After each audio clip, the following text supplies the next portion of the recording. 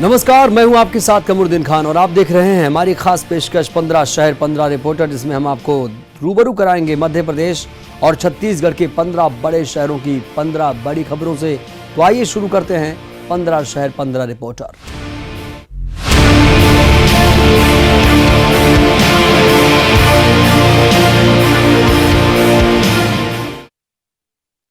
क्या कांग्रेस के वरिष्ठ विधायक और पूर्व मंत्री बिसाहू लाल गरीबों का राशन खा रहे हैं? ये सवाल इसलिए खड़ा हो रहा है क्योंकि एक आरटीआई के तहत सामने आई जानकारी के मुताबिक बिसाहू लाल 1 रुपए प्रति किलो के हिसाब से मिलने वाला राशन ले रहे हैं। आरटीआई में जानकारी सामने आई है कि बिसाहू लाल और उनके परिवार का अन्नपूर्णा योजना के तहत राशन कार्ड बना है। इतना ही नहीं, उनका परिवार 2013 से राशन ले रहा था। इस साल जुलाई और सितंबर महीने में भी राशन लिया गया है। हालांकि सवाल ये है कि आखिरकार अन्नपूर्णा योजना के तहत बिसाहू लाल का परिवार राशन कैसे ले सकता है, क्योंकि विधानसभा चुनाव के दौरान दिए शपथ पत्र के मुताबिक बिसाहू लाल इनकम टैक्स देते हैं और वो फिलहाल लाभ के पद पर भी हैं, जबकि नियमों के मुताबिक ऐसा कोई भी व्यक्ति योजना का लाभ नहीं ले सकता। हालांकि बिसाहू लाल का इस मामले में कहना है कि दरअसल उनके नाम पर किसी और ने फर्जी तरीके से राशन निकाला है और इस बारे में उन्होंने कलेक्टर को शिकायत भी की है। वहीं बीजेपी ने इस पूरे मामले में सवाल खड़े किए हैं। पूर्व राजस्व मंत्री उमाशंकर गुप्ता के मुताबिक ये हैरान करने वाला है कि इतने सालों तक बिसाहू लाल के नाम पर राशन निकलता रहा और उन्हें जानकारी तक नहीं हुई। बीजेपी ने इस मामले में दोषी अधिकारियों के खिलाफ कार्रवाई की मांग की है। सीनी में आज आयकर विभाग की टीम ने सराफा व्यापारियों के 4 ठिकानों पर छापा मारने की कार्रवाई को अंजाम दिया है। जबलपुर से आई आयकर विभाग की टीम ने मालू बिल्डर्स के 4 संस्थानों पर ये पूरे छापा मारने की कार्रवाई की है और आयकर विभाग की जो कार्रवाई जिन संस्थानों में चल रही है उन संस्थानों में अतुल मालू, राजेश मालू, उमंग ज्वेलर्स और लालचंद ज्वेलर्स शामिल हैं। इन सभी 4 संस्थानों से करोड़ों के आयकर चोरी का खुलासा होने का अनुमान है। फिलहाल आयकर विभाग की टीमें इन सभी संस्थानों के दस्तावेज, स्टॉक की जांच कर रही है और जांच उपरांत जो भी तथ्य निकल के सामने आएंगे उन तथ्यों पर कार्रवाई की जाने की बात कही जा रही है। भोपाल में जब डेंगू अपने पैर पूरी तरह पसार चुका है, तब मंत्री जी एक्शन मोड में नजर आ रहे हैं। बीते 10 सालों का इस बार रिकॉर्ड टूटा है और डेंगू के मरीजों की संख्या 1000 के पार हो चुकी है। बढ़ते आंकड़े को देख करके प्रशासन जागा, सरकार जागी और अब मंत्री खुद गली मोहल्ले के चक्कर काट के लोगों को जागरूक करने में लगे हुए हैं। मिलावट के बाद मध्य प्रदेश की कमलनाथ सरकार ने डेंगू के खिलाफ जन आंदोलन छेड़ दिया है। खुद स्वास्थ्य मंत्री तुलसी सिलावट ने नगर निगम और जिला प्रशासन के साथ भोपाल के इलाकों का जायजा लिया। आज सुबह मंत्री सिलावट साकेत नगर पहुंचे और वहां औचक निरीक्षण किया, जहां कई घरों में डेंगू का लार्वा पाया गया। स्वास्थ्य महकमे ने दवाई डालकर मौके पर से लार्वा को नष्ट किया। स्वास्थ्य मंत्री ने जनता से अपील करी और समझाइश भी दी। इस दौरान कई लोगों ने स्वास्थ्य मंत्री से शिकायत की कि इलाकों में फॉगिंग मशीन का इस्तेमाल नहीं किया जा रहा है। इस पर मंत्री ने उन्हें आश्वासन देते हुए कहा कि जल्द ही उनकी सारी शिकायतों को दूर किया जाएगा। इस मौके पर तुलसी सिलावट ने जनता से डेंगू के खिलाफ अभियान में जुड़ने की अपील की और कहा कि जन जागरूकता के जरिए ही डेंगू का खात्मा हो पाएगा। हम सबको जागरूक होने की जरूरत है। सभी मिलकर डेंगू को खत्म करने के लिए जन आंदोलन चलाएं। प्रदेश में डेंगू का प्रकोप बढ़ता जा रहा है। हर रोज एक नया मरीज सामने आ रहा है। ऐसे में जब मंत्री सवालों के घेरे में फंसे तो उन्होंने खुद मोर्चा संभालना जरूरी समझा और आज इसी बात को लेकर के साकेत नगर पहुंचे मंत्री और उन्होंने खुद लार्वा सर्वे का निरीक्षण किया। ब्रिटेन के प्रधानमंत्री बोरिस जॉनसन के माता पिता ओरछा पहुंचे, जहां उन्होंने जहांगीर महल, राजमहल, रामराजा मंदिर और कई ऐतिहासिक धरोहरों को देखा और इनका इतिहास भी जाना। ओरछा नगर की साफ सफाई को लेकर काफ़ी खुश हुए और उन्होंने कहा कि भारत के लोग अब स्वच्छता को लेकर जागरूक होते जा रहे हैं। ब्रिटेन के प्रधानमंत्री बोरिस जॉनसन के माता पिता कल ओरछा पहुंचे, जहां उन्होंने ऐतिहासिक धरोहरों को देखा और यहां फोटो भी खिंचवाए। बोरिस जॉनसन के माता पिता ने ओरछा जहांगीर महल, राजमहल, रायप्रवीण महल और कई ऐतिहासिक धरोहरों को देखकर काफ़ी खुश हुए। उन्होंने कहा कि भारत के लोग स्वच्छता को लेकर अब काफ़ी जागरूक होते जा रहे हैं। ओरछा में साफ सफाई देखकर काफी खुश हुए। उन्होंने कहा कि अगर भारत आने का कभी मौका मिलता है तो वह ओरछा दूसरी बार जरूर आएंगे। बोरिस जॉनसन के माता पिता 12 दिनों की यात्रा पर भारत आए हुए हैं। भारत यात्रा के दौरान उन्हें सबसे अच्छा ओरछा लगा। उनका कहना है कि कभी भारत आने का अब दूसरी बार मौका मिलता है तो वह ओरछा जरूर आएंगे। पुलिस पार्टी पर हमले के बाद टूटी प्रशासन की नींव। बनखेड़ी नया गांव महुआ के पेड़ का चमत्कार लोगों तक पहुंचा, सोशल मीडिया पर फैलता रहा, लाखों लोगों की भीड़ जमा होती रही, लेकिन प्रशासन निश्चिंत रहा। कल जब पुलिस पार्टी पर हमला हुआ तो प्रशासन ने एहतियातन कदम उठाए और धारा 144 का आदेश जारी किया कि महुए के पेड़ के पास उस वन क्षेत्र में 5 या 5 से अधिक लोगों का जाना प्रतिबंधित रहेगा। आपको बता दें, बनखेड़ी नया गांव के जंगल में यह पूरा मेला तकरीबन 2 माह से चल रहा था, लेकिन कोई कार्रवाई नहीं की गई थी। पुलिस भी व्यवस्था बनाने में जुटी हुई थी और लोगों को सुविधा दे रही थी, लेकिन वही सुविधा देना जब पुलिस पर भारी पड़ा तो पुलिस पार्टी पर पथराव के बाद पुलिस और प्रशासन ने एहतियातन यह कदम उठाया है। अपने आदेश में एसडीएम पेपरिया ने कहा है कि वन्य क्षेत्र में प्रवेश प्रतिबंधित होना, वन्य जीवों और अन्य लोगों को खतरा होना, मौसमी बीमारियों की आशंका होना, इन सब के चलते यह प्रतिबंधात्मक आदेश जारी किया जाता है। फिलहाल लोगों का आना जाना इक्के दुक्के संख्या में वहां जारी है। अब देखना होगा आगामी दिनों में इस आदेश का कितना असर होता है। महंगी प्याज से निकल रहे आंसू पोंछने के लिए अब सरकार आगे आई है और राजधानी भोपाल में प्याज के लिए सरकारी स्टॉल खोले गए। हम बिट्ठन मार्केट के एक ऐसे ही स्टॉल पर मौजूद हैं।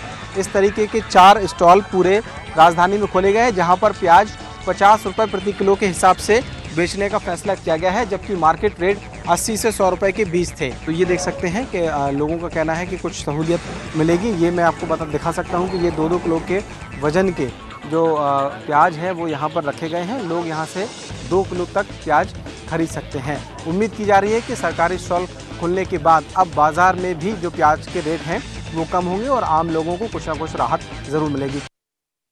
मध्य प्रदेश में 14 नवंबर बाल दिवस के दिन अब बाल युवा क्लब का आयोजन किया जाएगा।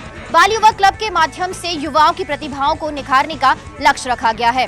बरकतुल्लाह विश्वविद्यालय में आज नेहरू एवं शिक्षा समारोह का आयोजन किया गया था, जिसमें मुख्यमंत्री कमलनाथ पहुंचे और उच्च शिक्षा मंत्री जीतू पटवारी भी इस कार्यक्रम में शामिल हुए, जहां पर पंडित जवाहरलाल नेहरू ने शिक्षा के क्षेत्र में जो योगदान दिया है उसके बारे में चर्चा की गई। यहाँ पर मुख्यमंत्री कमलनाथ ने युवाओं के बीच में एक घोषणा की कि अब से बाल दिवस यानी 14 नवंबर के दिन सारे कॉलेजेस में बाल युवा क्लब का आयोजन किया जाएगा। बाल युवा क्लब के जरिए युवाओं की प्रतिभाओं को निखारने का लक्ष्य रखा गया है, यानी उद्देश्य ये है कि युवा ना सिर्फ पढ़ाई के क्षेत्र में आगे बढ़ी बल्कि अपने अंदर का जो उनकी टैलेंट है उसको बाहर निखारने का प्रयास करें। यानी पढ़ाई के साथ साथ जो कला और साहित्य के क्षेत्र में भी युवाओं को आगे बढ़ाने का प्रयास किया जाएगा। युवाओं के साथ ही साथ जो प्रोफेसर्स हैं, फैकल्टी, उनको एक सीख भी दी और अपने जिंदगी में एक लक्ष्य बनाने की बात भी रखी कि ना सिर्फ युवाओं की जो भविष्य उसको संवारे बल्कि आपका सिर्फ और सिर्फ एक ही संकल्प होना चाहिए कि आप युवा की रक्षा करें। सतना जिले के प्रिंस मैन्युफैक्चरी में सतना सहित रीवा संभाग के सभी जिलों में जब्त गांजे का आज विनिष्टीकरण किया जा रहा है। पर्यावरण की दृष्टि से इस गांजे को सीमेंट फैक्ट्री के भट्टी में जलाया जा रहा है ताकि उसकी गंध से वातावरण दूषित ना हो। रीवारंज के रीवा, सतना, सीधी और सिंगरौली में के विभिन्न थानों में जब्त गांजे को आज नष्ट किया जा रहा है। पर्यावरण की दृष्टि से इस गांजे को सतना के सीमेंट फैक्ट्री के भट्टी में जलाया जा रहा है ताकि पर्यावरण प्रदूषित ना हो सके। लगभग 12 कुंटल गांजे का जो गांजा पदार्थ है उसको जलाया जा रहा है और जिसकी बाजार में लगभग कीमत 1 करोड़ आंकी गई है। सतना के साथ साथ रीवा, सीधी, सिंगरौली के एसपी भी मौजूद हैं और डीआईजी और आईजी की मौजूदगी में इस कार्य को आखिरी अंजाम तक दिया जा रहा है। विचारधाराओं की भिन्नता अगर जुबानों पे आ जाए तो इसी तरह से राजनीतिक हालात बनेंगे। एक और छत्तीसगढ़ के मुख्यमंत्री भूपेश बघेल ने आरएसएस की काली टोपी और ड्रम पे सवाल उठा के आरएसएस की भावनाओं को कटघरे में खड़ा किया है। तो ही आरएसएस से जवाब देते हुए काली टोपी का महत्व समझाया है। बहरहाल सवाल ये है कि विकासशील और विकसित देशों के बीच, राज्यों के बीच सामाजिक तौर पे पतन और सामाजिक तौर पे उत्थान की लड़ाई को लेके जिस तरह से विचारों को थोपा जा रहा है और दूसरे के विचारों को नीचा दिखाने का काम किया जा रहा है, इससे सामाजिक तौर पे समाज का क्या भला होगा, ये तो वक्त के गर्त में छुपा है, मगर इतना तो तय है कि इस तरह से जुबानी जंग अगर चलेंगे तो राजनीतिक हालात बिगड़ेंगे और राजनीतिक हालात के बिगड़ने से सच में राज्य और देश का विकास अवरुद्ध होगा। बहरहाल देखना होगा कि इस तरह से जुबानी जंग का अंत कहाँ होता है और विचारधारा की लड़ाई कब धरातल से समाप्त होती है। कैमरा पर्सन धर्मचंद साहू के साथ अवधेश मिश्रा, न्यूज़ 18 छत्तीसगढ़। सबसे समीप के जिले सीहोर की बुधनी तहसील स्थित सरकारी आदर्श बालक छात्रावास में एक 12वीं क्लास में पढ़ रहा छात्र सरवन की मौत ने कई तरह के सवाल सरकारी सिस्टम पर खड़े कर दिए हैं। शायद यही वजह है कि आज जब भोपाल के हमीदी अस्पताल से मृतक का शव उसके गृह गांव रेडी तहसील के बड़कुल लाया गया तो गांव के लोगों ने मिलकर जो हो उनका शव तहसील के सामने रखकर अपने आक्रोश का प्रदर्शन किया और पूरे सिस्टम पर सवाल खड़े करते हुए कहा कि आखिर कैसे छात्रावास के अंदर इस छात्र की मौत हो गई है। उन्होंने इस छात्र की मौत को हत्या तक बताया। जबलपुर के मंझौली थाना क्षेत्र में एक बस का स्टीयरिंग फेल होने से वह पलट गई। इस हादसे में करीब 14 यात्री घायल हुए हैं, जिनमें से 4 की हालत गंभीर बनी हुई है। हादसे की जानकारी मिलते ही आसपास के ग्रामीण मौके पर पहुंचे और घायलों को बस से निकालकर मंझौली अस्पताल में भर्ती कराया। वहीं गंभीर रूप से घायल यात्रियों को जबलपुर के निजी अस्पतालों में भर्ती कराया गया है। हादसे के विषय में बताया जा रहा है कि तिवारी बस सर्विस की बस मंझौली से जबलपुर आ रही थी। तभी बीछी गांव के पास पहुंचते ही बस का स्टीयरिंग फेल हो गया, जिससे बस चला रहा ड्राइवर उसे नियंत्रित नहीं कर पाया और बस सड़क किनारे पहुंचकर पलट गई। इससे पहले भी एक हादसा कालादही हाईवे पर हो चुका है। कुछ समय पूर्व आरटीओ और यातायात विभाग ने बस एवं भारी वाहनों के परमिट और फिटनेस को लेकर निर्देश जारी किए थे और सख्ती से इनकी जांच की थी, जिसके बाद बस ऑपरेटर और भारी वाहनों के जो मालिक थे वो नाराज हो गए थे। ऐसी घटनाएं प्रशासन को सख्ती करने के लिए मजबूर करती हैं। प्रशासन के द्वारा रेत खदानों की नीलामी के बाद अब रेत की दर भी तय किया गया है। रेत खदानों में सरकारी दर से 50% कम में लोडिंग चार्ज लेने ठेकेदार ने अनुबंध किया है। खनिज विभाग में 169 रुपये 25 पैसे प्रति घन मीटर की दर से राशि जमा करनी होगी, जबकि ठेकेदार आम जनता को सभी शुल्क के साथ 118 रुपये 25 पैसे प्रति घन मीटर की दर से रेत की लोडिंग करेंगे। यानी सरकार दर से कम में लोडिंग करना आम जनता को समझ में नहीं आ रहा है। खनिज विभाग से मिली जानकारी के अनुसार प्रति घन मीटर रेत लोडिंग की सरकारी दर 102 रुपये। 8 रेत खदानों में ठेकेदारों ने 50% कम यानी मात्र 51 रुपये में प्रति घन मीटर रेत लोडिंग करने का अनुबंध करार किया है। ऐसे में सवाल खड़ा हो रहा है कि जब सरकारी दर 102 रुपये प्रति घन मीटर तो ठेके प्रथा में मात्र 51 रुपये प्रति घन मीटर में लोडिंग लोगों के समझ से परे दिख रही है। ठेकेदार के द्वारा किस तरह से लोगों के पास अपना रेत को विक्रय करेंगे। धमतरी में विकलांग बच्चे जो होते हैं उन्हें उनकी सुविधा के जो उपकरण होते हैं उन्हें समाज कल्याण विभाग की ओर से उन्हें मदद की जाती है। ऐसे ही बच्चों को सामान वितरित करने का कार्यक्रम ये रखा गया है, जिसके मुख्य अतिथि जिले के प्रभारी मंत्री कवासी लखमा और महिला एवं बाल विकास मंत्री अनिला भेड़िया को मुख्य अतिथि यहाँ पर बनाया गया है। लेकिन सवाल ये है कि कार्यक्रम का समय था 1 बजे, उसके हिसाब से इन बच्चों को उनके माता पिताओं के साथ सुबह ये बुला लिया गया था। अभी 4 घंटे इनको इंतजार करते हो चुके हैं, क्योंकि मुख्य अतिथि माननीय मंत्री द्वय दोनों यहाँ पहुँचे नहीं हैं, वीआईपी यहाँ पर आए नहीं हैं। लिहाजा इन लाचार मजबूर बच्चों को जिस भी हालत में यहाँ पर रखा गया है वहाँ पर उन्हें इंतज़ार करना पड़ रहा है। समस्या उनके माँ बाप को होती है, उन बच्चों को होती है जिसे वो बयान भी नहीं कर सकते। छोटे बच्चे हैं, गर्मी है, उन्हें भूख है, प्यास है, तमाम तरह के इन बच्चों को खास तौर पर जो दिव्यांग हैं उन्हें उनकी जो तकलीफ है उनका शायद माननीय मंत्री लोगों को परवाह भी नहीं है। वरना अगर ऐसा होता तो वो समय पर आते। इतनी संवेदनशीलता भी मंत्रियों में दिखाई नहीं देती, जिसका खामियाजा वो बच्चे, मासूम बच्चे, उनके माँ बाप, उनके परिजन भुगत रहे हैं। देखा जा सकता है कि यहाँ पर कतार में घंटों से बैठे अलग अलग जो दिव्यांग जन हैं, उनके परिजन हैं, बच्चे हैं, वो परेशान हो रहे हैं। लेकिन शायद न प्रशासन को इनकी परवाह है और न माननीय मंत्री जो छत्तीसगढ़ के हैं, दोनों को शायद इसकी परवाह नहीं है। नरवा गरवा घुरवा बारी योजना बनाकर एक और प्रदेश सरकार गायों के संरक्षण और संवर्धन का प्रयास कर रही है, तो दूसरी ओर शहरी क्षेत्र में इस योजना का बुरा हाल है। आज सड़कों पर मवेशियों के रहने से लोग आए दिन दुर्घटनाओं के शिकार हो रहे हैं, वहीं आए दिन गायें भी चोटिल हो रही हैं। इसी तरह से लापरवाह निगम के अधिकारियों की वजह से आज 9 गायों की मौत हो चुकी है। इसी तरह से और गायों की भी वही स्थिति है। जबकि आपको बता दें कि भिलाई दुर्ग सीएम भूपेश बघेल का क्षेत्र है। जब यहाँ पर इस तरह की स्थिति है तो ये अंदाजा लगाया जा सकता है कि बाकी शहरों और जिलों में किस तरह की स्थिति होगी। आज इसी तरह से गोकुल नगर योजना जो बनाई गई थी शासन द्वारा, वो भी पूरी तरह से फेल साबित हुई है, क्योंकि गोकुल नगर योजना जिस उद्देश्य के साथ बनाई गई थी आज वो उद्देश्य ही पूरा नहीं हो रहा है। आज भी शहर में खटाल संचालित हो रहे हैं, जिस वजह से मवेशी जो हैं वो सड़कों पर नजर आते हैं। तो इस तरह से ये दोनों ही योजनाएं फेल हो रही हैं और निगम के लापरवाह अधिकारी मस्त हैं। प्रदेश के तालाबों में गिनती में किए जाने वाला दलपत सागर जगदलपुर का ये तालाब है जो अपने अस्तित्व की लड़ाई लड़ रहा है। बीते 10 सालों से इस तालाब में फैली जलकुंभी को खत्म करने के लिए अब तक लाखों करोड़ों रुपए फूंके जा चुके हैं। थाईलैंड से मछली को भी लाया गया ताकि इसकी जलकुंभी जो है वो खत्म की जा सके, लेकिन परिणाम उसके सिफर ही रहे हैं।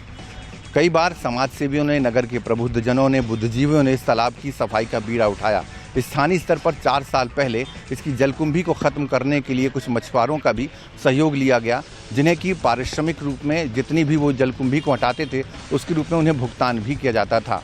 उस समय कुछ तस्वीर जो है वो बदलती हुई दिखाई दी थी दलपत सागर की, लेकिन उसके बाद फिर दलपत सागर को भगवान भरोसे छोड़ दिया गया। अब इंद्रावती बचाओ संघर्ष समिति ने इसका बीड़ा उठाया है। प्रतिदिन सुबह से लेकर के 10 बजे तक शहर के नागरिक, चाहे उसमें महिलाएं हो या पुरुष हों, वे तमाम लोग यहां पर पहुंचते हैं और दलपत सागर की जलकुंभी को किनारे खींचकर लाया जाता है और फिर नगर निगम का अमला जो है इसे उठा करके किसी कचरे में फेंक करके आता है। ऐसे में जानकारों की माने तो सवाल ये उठता है कि जिस तरह के प्रयास जलकुंभी को ख़त्म करने के लिए और तालाब को बचाने के लिए किए जा रहे हैं वो कितने सही हैं। जानकारों के मुताबिक इस तरह से तालाब को अगर बचाया जाएगा तो शायद वो हमेशा ही इसी तरह के प्रयास होते रहेंगे, लेकिन जानकार ये बताते हैं कि अगर तालाब को पूरी तरह से खाली करवा लिया जाए, उसमें जो कीचड़ है उसे हटा दिया जाए और फिर से एक बार नए सिरे से उसमें पानी भरा जाए तो इस तालाब के अस्तित्व को बचाया जा सकता है। लेकिन दुर्भाग्य ये भी है कि इस तालाब में भूमाफियाओं की भी नज़र लगी हुई है और यही वजह है कि जिस समय इस तालाब की ऐतिहासिकता थी उस समय जितना इसका क्षेत्रफल था, अब वह क्षेत्रफल धीरे धीरे कम होता जा रहा है और उसके पीछे कारण यही है कि भूमाफियाओं की नज़र तो लगी ही लगी है, प्राकृतिक रूप से इसकी ऐतिहासिकता जलकुंभी ने भी कम कर दी है। अब इंतज़ार है कि कब ये दलपत सागर जो है अपनी इस ऐतिहासिक धरोहर को बचाने में कामयाब होता है। बिलासपुर के सीएमएचओ कार्यालय में हुए 4 करोड़ 90 लाख के घोटाले को लेकर के दायर की गई जनहित याचिका पर आज हाई कोर्ट चीफ जस्टिस के डिवीजन बेंच पे फिर से सुनवाई हुई है, जिस पर आज हाई कोर्ट ने मामले को निराकृत करते हुए एक बड़ा आदेश दिया है। इसमें अपने आदेश में हाई कोर्ट ने कहा है कि जो याचिका करता है, जो दोषी तत्कालीन सीएमएचओ मधुलिका सिंह है, उसके ऊपर सीधे तौर पर वो एफआईआर कर सकते हैं। साथ ही साथ हाईकोर्ट ने याचिकाकर्ता को यह भी छूट दिया है कि मामले में अगर पहले आप एसपी से मिलें, आईजी से मिलें और एफआईआर दर्ज करवाएं, मामला फिर भी नहीं होता है तो फिर से वो हाईकोर्ट में आकर के एक क्रिमिनल और एक सर्विस मैटर दायर कर सकते हैं। इसके अलावा हाईकोर्ट ने राज्य शासन को भी आदेशित किया है कि वो तत्कालीन सीएमएचओ मधुलिका सिंह के ऊपर विभागीय कार्यवाही करे और वो भी मामले को एफआईआर दर्ज करवा सकती है। इस आपको बता दें कि बिलासपुर में स्थित जो सीएमएचओ कार्यालय है उसमें जो तत्कालीन सीएमएचओ रही हैं मधुलिका सिंह, उनके द्वारा 4 करोड़ 90 लाख रुपए का घोटाला किया गया है, जिसमें दवाइयों की खरीदी, मितानिनों की नियुक्ति समेत तमाम बड़े पैमाने पर घोटाला किया गया है। इसको लेकर के मामला उजागर हुआ था और हाई कोर्ट में एस संतोष कुमार के माध्यम से जनहित याचिका दायर की गई थी। इस याचिका पर 2 से 3 बार सुनवाई हुई है। मामले की गंभीरता को देखते हुए हाई कोर्ट ने माना है कि जो 4 करोड़ 90 लाख का घोटाला को उजागर किया गया है, इसमें 2.5 करोड़ रुपए का घोटाला सामने सिद्ध होता है। इसको लेकर के आज हाई कोर्ट ने एक बड़ा आदेश दिया है और मामले को निराकृत कर दिया है।